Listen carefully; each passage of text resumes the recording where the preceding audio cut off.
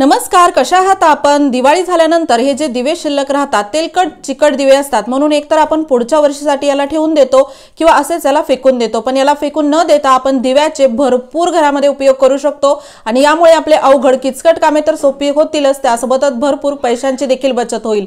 तर इथे पाहू शकता असे काही दिवाळीत वापरलेले मी दिवे घेतलेले आहेत। तुम्ही म्हणाल हे तेलकट दिवे काय कामी येणार, तर यामधील ज्या जळालेल्या वाती आहेत त्या देखील आपण उपयोगात आणू शकतो आणि त्या कशा ते आता पाहूयात। तर इथे पहा काही असे दिवे तर घेतलेलेच आहेत आपण। तुमच्याकडे जर 2-4 दिवे असतील तर ते देखील तुम्ही वापरू शकता किंवा 1-2 दिवे झाले तरी चालतील।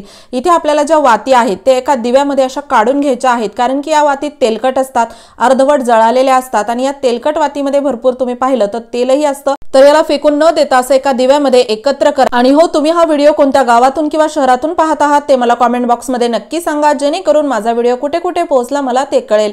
तर इथे मी दिव्यामध्ये एकत्र वाती अशा 5-6 केलेल्या आहेत। त्यानंतर आपल्याला कापूस घ्यायचा आहे। इथे तुम्ही थोडासा कागद पेपर देखील वापरू शकता। त्यानंतर यामध्ये आपल्याला टाकायचे आहे दालचिनी। दालचिनीचे 2-3 तुकडे करून यामध्ये मी असे टाकलेले आहेत।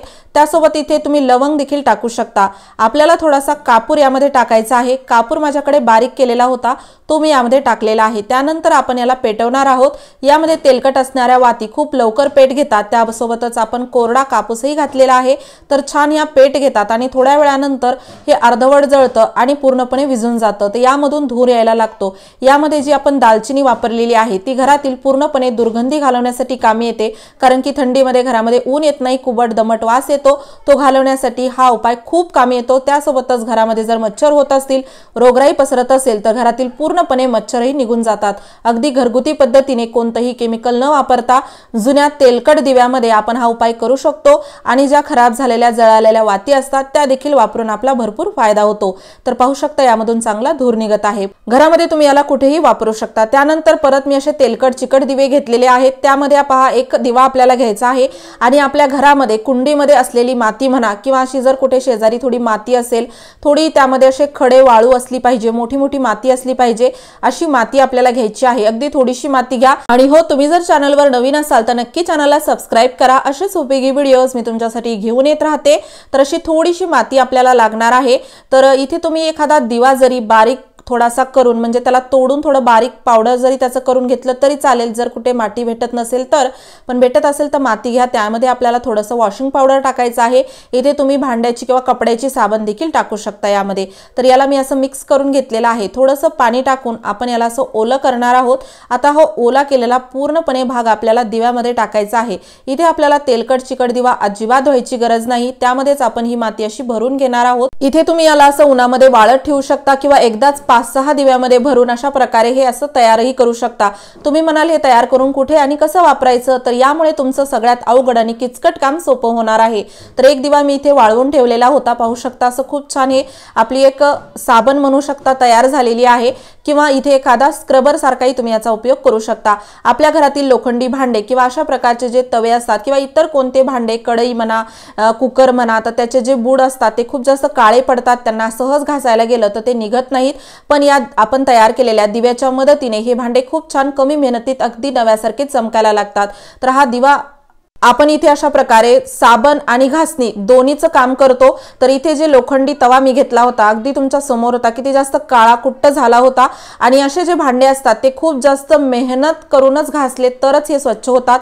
पण कमी मेहनतीत तुम्हाला जर हे भांडे स्वच्छ करायचे असतील तर या दिव्याचा नक्की वापर करा आणि रिझल्ट अगदी तुमच्या समोर आहे। पाहू शकता हा दिवा किती जास्त आपल्या कामी येत आहे। एक जुना तुटलेला म्हणू शकता किंवा वापरात नसलेला, वापरून झालेला दिवा आपण अशा प्रकारे वापरात आणू शकतो। तर इथे मी कढई देखील तुम्हाला घासून दाखवणार आहे। लोखंडी कढई वापरात नसल्यामुळे खूप जास्त अशी गंजून गेली होती, एक प्रकारे त्यावरती थर जमा झाला होता, तो पूर्णपणे आपण या दिव्याच्या मदतीने कमी मेहनतीत स्वच्छ करू शकतो। तर अशा पद्धतीने तुम्ही अगदी तव्याच्या मागच्या बाजू म्हणा किंवा कढईच्या मागच्या बाजू, कुकरचे बूड स्वच्छ करू शकतो। खूप जास्त स्वच्छ होतात आणि यामध्ये जास्त वेळ लागत नाही, साबण लागत नाही आणि अगदी आपले हे अवघड किचकट काम चुटकीसरशी होतं। याचा रिझल्ट अगदी तुमच्या समोर आहे। मी याला थोडंसं अजून घासणार आहे, जेणेकरून हे थोडं अजून छान स्वच्छ निघेल। तर पाहू शकता हे दोन्ही भांडे आपण खूप कमी मेहनतीत स्वच्छ केलेली आहेत। तेही जुन्या दिव्याच्या मदतीने। तर इथे मी काही असे परत दिवे घेतलेले आहेत। तुमच्याकडे 3-4 जरी दिवे असतील ना तरी तुम्ही त्या दिव्यांचा घरामध्ये अगदी वेगवेगळ्या ठिकाणी वेगवेगळा उपयोग करू शकता। तर इथे आपण हे जो दिवा आहे तो एक असा घेतलेला आहे। हा तेलकट चिकट दिवा आहे, तर याला आपण धुवून घेणार आहोत कारण की याला थोडंसं आपण वेगळ्या पद्धतीने वापरणार आहोत। तर गरम पाणी मी इथे घेतलेलं आहे। गरम पाण्यामध्ये थोडीशी साबण किंवा वॉशिंग पावडर टाका आणि त्यामध्ये आपण हा दिवा स्वच्छ धुवून ठेवू शकतो। याच पद्धतीने तुम्ही सर्व दिवे स्वच्छ धुवून ठेवले तर पुढच्या वर्षी तुम्हाला ही दिवे वापरायला देखील कामी येतील। जर तुम्हाला पुढच्या वर्षी वापरायचे नसतील तर तुम्ही घरामध्ये याला वेगवेगळ्या ठिकाणी अशा पद्धतीने वापरू शकता। यामध्ये मी थोडीशी वॉशिंग पावडर टाकलेली आहे। आता आपण याला गरम पाण्यामध्ये असं घेऊन थोडंसं हाताने चोळलं की पूर्ण चिकटपणा निघून जातो। बऱ्याच वेळा आपण पाहतो घरामध्ये असे प्रॉब्लेम असतात जे की खूप जास्त पैसे खर्चूनही दूर होत नाहीत, पण घरामध्ये जर आपण टाकाऊपासून टिकाऊ वस्तू बनवून त्याचा उपयोग केला तर ते पूर्णपणे समस्या ज्या आहेत त्या दूर होतात। तर अशा महत्त्वाच्या टिप्स अँड ट्रिक्स आपल्याकडे असल्याच पाहिजेत। तर इथे दिवा आपण अशा पद्धतीने स्वच्छ धुवून घेतलेला आहे। आता एखाद्या कोरड्या कपड्याने याला आपण पुसून घेणार आहोत। आणि हो, मला कमेंट बॉक्स मध्ये नक्की सांगा की वापरून झालेल्या जुन्या दिव्यांचा तुम्ही घरामध्ये कसा कुठे काय उपयोग करता। तर इथे मी दिवा स्वच्छ असा पुसून घेतलेला आहे। त्यानंतर दिव्यामध्ये आपल्याला टाकायचे आहेत 2-3 लवंग।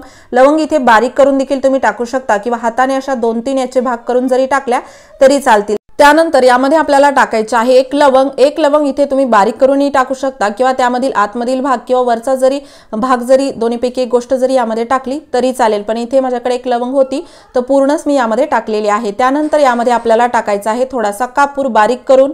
यामध्ये आपल्याला जास्त काही वापरायची गरज नाही। इथे आपण घरातील अशा 2-3 मोजक्याच वस्तू टाकलेल्या आहेत जे की सर्वांच्या घरी असतातच।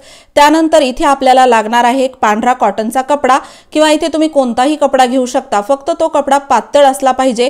जाड कपडा जर वापरला तर याचा फायदा होणार नाही। तर इथे मी असा एक कपडा घेतलेला आहे, थोडासा पातळच हा कपडा आहे। तर इथे आपण थोडासा हा माझा कपडा जो आहे तो मोठा झालेला आहे, कमी जरी कपडा वापरला तरी चालेल। तर इथे मी याला असं लावलेलं आहे दिव्यावरती आणि खालच्या बाजूने मी दोऱ्याने गाठ मारून घेणार आहे किंवा इथे तुम्ही रबरही लावू शकता किंवा जरा कमी कपडा वापरला तर तुम्हाला इथे असा फक्त फेविकॉलने देखील याला चिटकवता येईल। तर इथे आपण याला असं लावलेलं आहे दिव्यावरती। आता हा जो दिवा आहे तो आपल्याला ठेवायचा आहे आपल्या कपाटामध्ये किंवा ज्या ठिकाणी आपण भरपूर कपडे ठेवतो त्या ठिकाणी, कारण की बऱ्याच वेळा तुम्ही पाहिलं असेल आपण जे कपडे वापरत नाही म्हणजे अगदी वर्षातून 2-3 वेळाच ते कपडे आपण घालत असतो, ते कपडे आपण अचानक घालायला घेतले तर अगदी त्यामधून असा वास येतो की ते कपडे घालावेसे वाटत नाही, धुतल्याशिवाय ते कपडे आपण घालूच शकत नाही। पण आजपासून तुमची ही समस्या कायमची दूर होणार आहे, कारण की यामध्ये आपण ज्या वस्तू टाकलेल्या आहेत दिव्यामध्ये त्या वस्तू पूर्णपणे दुर्गंधी घालवण्याचं काम करतात। तुमच्या कपाटामध्ये नेहमी एक सुगंधित असा वास येत राहील आणि ही कितीही दिवसाचे कपडे तुम्ही जर अचानक घालायला घेतले तरीही तुम्ही घालू शकाल, एवढे ते फ्रेश असे तुम्हाला वाटतील। नक्कीच या दिव्यामुळे सारखं कपडे धुवायचं ही काम आपलं वाचेल, त्यासोबतच लहान मोठे नवे जुने तुम्हाला भरपूर असे एकाच ठिकाणी कपडे ठेवता येतील कोणतीही काळजी न करता। आजच हा उपाय करा म्हणजे तुमचा कपडे ठेवायचा प्रश्न सुटेल। तुम्हाला हा व्हिडिओ कसा वाटला कमेंट बॉक्स मध्ये सांगा। व्हिडिओ आवडला असेल लाईक करा, शेअर करा। धन्यवाद।